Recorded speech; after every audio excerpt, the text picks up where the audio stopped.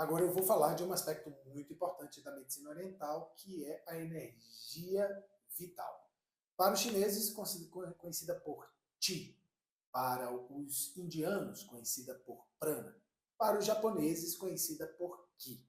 Ki é exatamente essa energia que mantém tudo animado, tudo vivo, tudo em movimento. É tão interessante esse processo que os japoneses, na sua forma de se referir às outras pessoas, sobretudo perguntá-las como elas estão, o japonês vai proferir a seguinte palavra: Genki desu ka. Genki desu ka. Genki. Ki é energia. Genki desu ka significa literalmente como vai a sua energia ou como está você. Então, a ideia de energia está muito presente na cultura oriental, porque nós somos energia.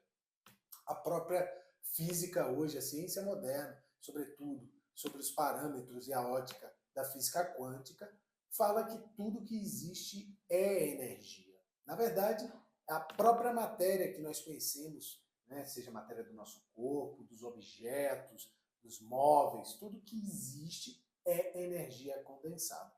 E energia condensada é exatamente a forma de manifestação mais densa dessa energia vital. O próprio sangue, considerado Ketsu, chamado por Ketsu e Shui na China, na acupuntura chinesa, é uma forma mais densificada dessa energia sutil, que nós não podemos ver nem enxergar. Existem pessoas que conseguem visualizar essa energia, mas a grande maioria não.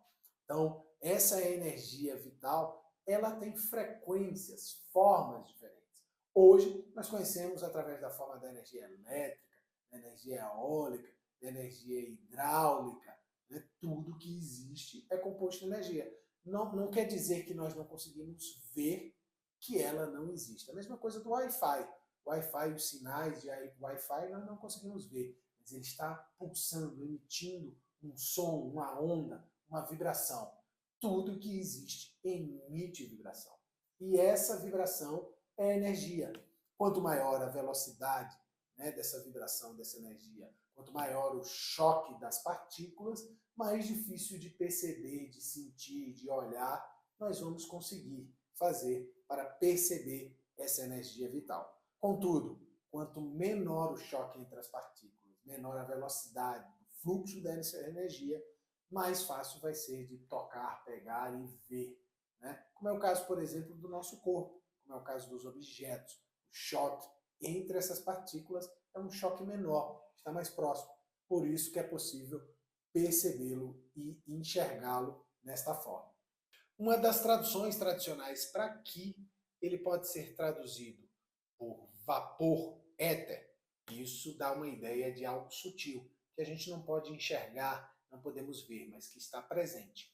E a outra forma é a forma densa do Ki, que pode ser traduzido por arroz. O arroz era a base da alimentação na Ásia, ainda é. Então essa é a forma mais densa, que, por exemplo, nutre, alimenta o sangue com os nutrientes. Então, o Qi ele tem duas formas, uma mais sutil, que é considerada Yang, e uma forma, né, mais densa, que é considerada Yin. Como eu falei anteriormente, tudo que existe possui essas duas formas, Yin e Yang. E essa energia ela vai estar presente, circulando em todo o nosso corpo. E existe, obviamente, vias naturais inerentes ao corpo humano por onde essa energia vital, assim como existe também as veias, as artérias, por onde circula o nosso sangue, existe também um lugar que os orientais denominaram de Keiraku, ou meridianos. E essa ideia vem exatamente da percepção dos sábios taoístas, dos observadores da natureza, ao perceber que tudo na natureza, tudo que está presente na natureza também está presente no nosso corpo.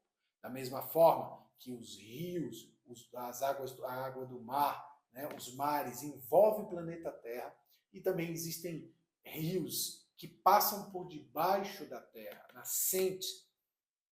Tudo isso está presente também no nosso corpo, através da forma da energia. Então, da mesma forma que existem vários meridianos que percorrem o planeta, existem meridianos que percorrem o nosso corpo.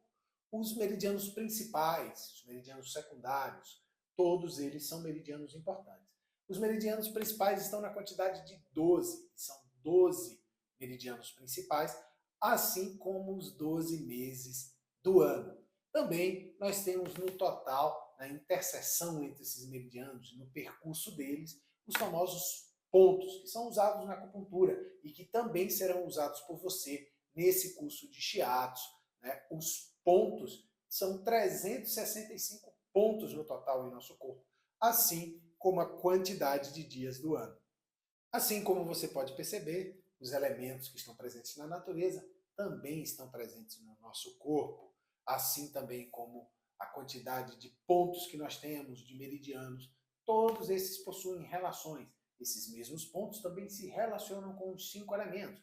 Então nós temos o ponto da madeira, o ponto do fogo, o ponto da água, o ponto do metal, né? Isso é um conteúdo e um conhecimento que a gente estuda muito dentro da acupuntura. Nesse momento, no shiatsu, não será necessário, né, você ter um conhecimento mais profundo, a não ser na localização. E é dito que existem, no total, 100, de 80 a 100 pontos que, se você conhecer, você consegue tratar qualquer tipo de distúrbio ou desequilíbrio presente no corpo. Bom, o shiatsu vai trabalhar, sobretudo, em cima e no percurso desses meridianos. E esses meridianos você vai precisar ter um conhecimento mais profundo sobre eles, principalmente desenvolver uma palpação que você possa percebê-lo passando pelo corpo, principalmente as zonas e as áreas onde eles estão presentes. Ao longo dessa formação, você vai ter a oportunidade de ver detalhadamente sobre cada meridiano, como ele se apresenta, em que local ele está e o percurso dele, e também a quantidade de pontos presentes em cada um deles. Como eu falei sobre os meridianos, né, que estão presentes no nosso corpo, o shiatsu é basicamente um método onde nós vamos trabalhar em cima desses meridianos. E esses meridianos eles estão fazendo com que a energia vital circule pelo corpo. Na verdade, quando essa energia vital não circula de forma adequada, isso é uma visão geral da medicina oriental, e sobretudo do shiatsu, nós desenvolvemos bloqueios energéticos. Esses bloqueios energéticos também produzem bloqueios de estagnação de sangue. E esse bloqueio de estagnação de sangue vai produzir desequilíbrios. Imaginemos um rio aonde ele, por exemplo, uma parte desse rio foi soterrada e a água não consegue passar por aquele mesmo fluxo e começa a sair para as laterais. Quando isso acontece, significa que em um lugar a água vai se acumular antes de onde foi feito o bloqueio, né? E abaixo de onde foi feito o bloqueio, a água não vai chegar. Se a gente pensar na natureza, né, existem animais, plantas, todo um nicho ali, né, um ecossistema que se alimenta dessa água, necessita dessa água para irrigar as plantas, para dar água para os animais e uma série de outras importâncias que essa água tem dentro desse nicho, desse ecossistema.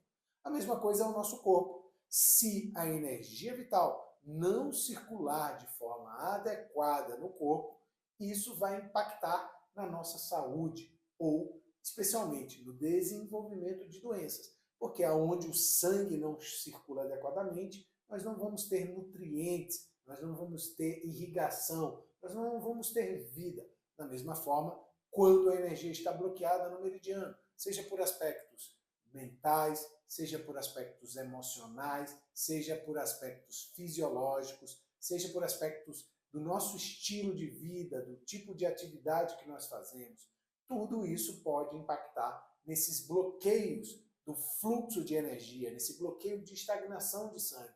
Como é que isso pode ser percebido? Pode ser percebido através de rigidez, tensão, dor.